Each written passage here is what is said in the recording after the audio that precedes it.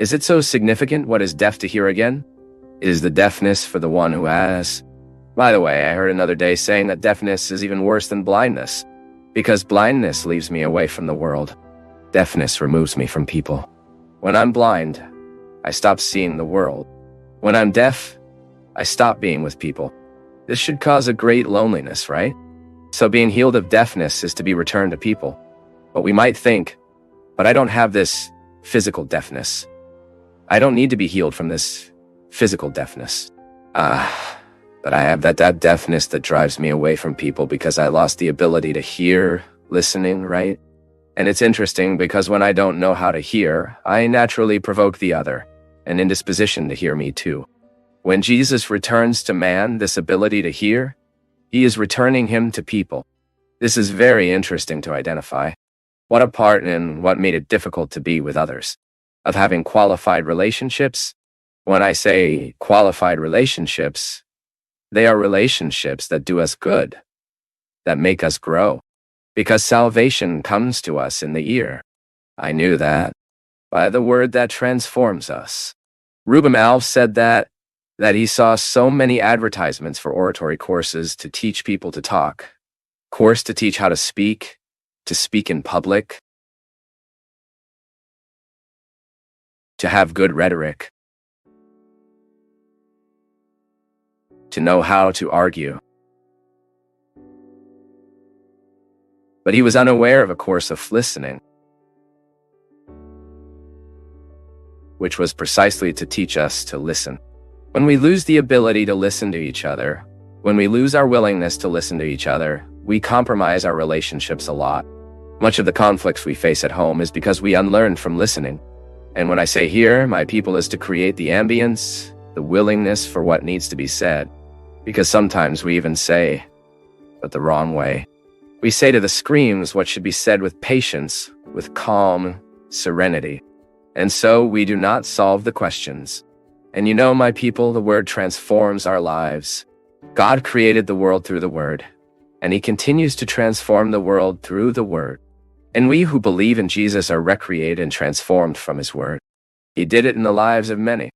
And God saves us through the words of the well-intentioned people who love us. But if we don't listen to these people, how am I going to enjoy the saving benefit that comes to the other's word?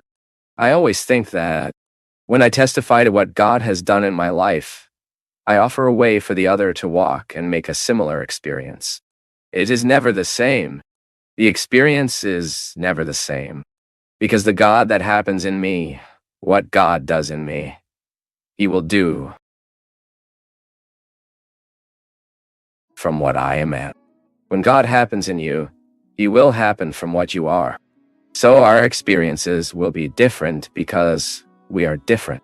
Although God is the same. It's just that I have different needs, and God will act according to my needs. Why do I feel the desire to be better when I take a contact with God's word? Because here I already have the strength of the Spirit acting on me. Especially in the gospel, when we proclaim at Mass, it is the real presence of Jesus. It is the real presence. Another day, during a retreat that I preached, I reflected on the seriousness of God coming to us through the real presence of his Son through the word. It is interesting because we are in a time where we are very unquestionable to hear. We want to speak. We talked a lot. Sometimes we hear little. And because we hear little, we miss the opportunity to send solutions or even correct some edges between us. I'm deaf. I am not being able to perceive the voice that guides me. I am not being able to decode the voice of God that speaks for the human voice. God comes to us by the word of the one who loves us. God comes to us through that advice that invites us. And how do you know it's a word of someone who wants to save? When you realize that there is coherence in what the other is saying. Because sometimes what irritates us is not that the other told us the truth. It is that we do not want to assume that the other told us the truth. And sometimes there are people who have been trying to tell us for a long time, trying to speak to us, and we don't create inner or even outdoor disposition. Because Depending on the face we make for the other, he knows exactly that he cannot say anything to us. And then we are being deaf, although we have the ability to hear. Although we have the ability to hear, we remain deaf. Or is that deafness that the other tells us the truth? The other tells everything we need to hear to improve, to change our lives, and we interpret it as an affront, as a challenge. We can't hear. This happens inside our home too. Sometimes we children have created an antipathy for what the father is saying, for what the mother is saying, for what the brother says. So we get this deafness. The word of the other, however honest it is, as assertive,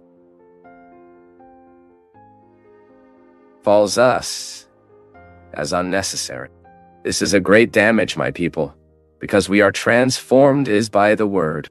And if we lose the ability to listen, parents and children, right? You who are a parent, you who are a mother, know exactly how you need to create listening discipline. Children need to be heard. Parents need to be heard. If the relationship is not based on the listening discipline, the family is not possible. And there's a very interesting consonance. Wisdom goes through our ability to hear and also ability to say. The saying is very precious. I have a lot of respect for what I say. I have a lot of respect for the word I look for, especially here in this space, because I know people are listening.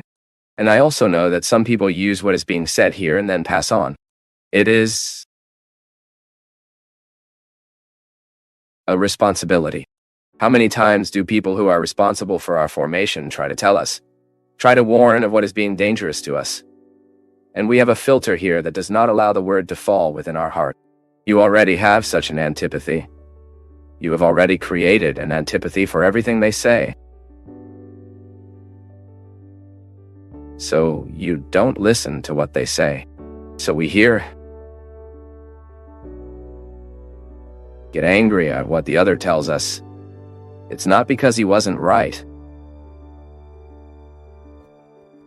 No, it's because he was right, we know that. But we don't want him to assume that he was right about what he said. So our deafness also manifests itself there. I heard perfectly, the other was able to tell me what I needed to say, and I didn't consider the truth of what he said to me. I did not realize that those words could help me overcome what I need to overcome. I heard with unwell, I heard with laziness. I heard thinking that the other is saying just to piss me off, just to disturb me. Deafness.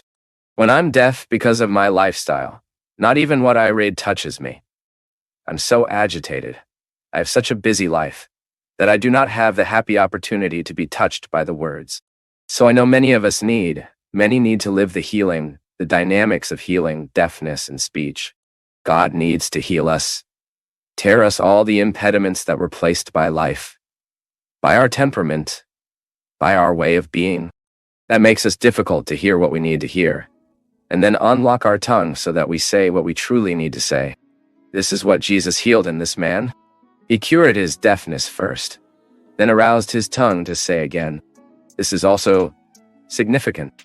By being healed of my deafness, I resume the possibility of saying what really needs to be said, listening to life, listening to the facts, so that I can make a better decision. Because making mistakes, we also make mistakes in the decisions.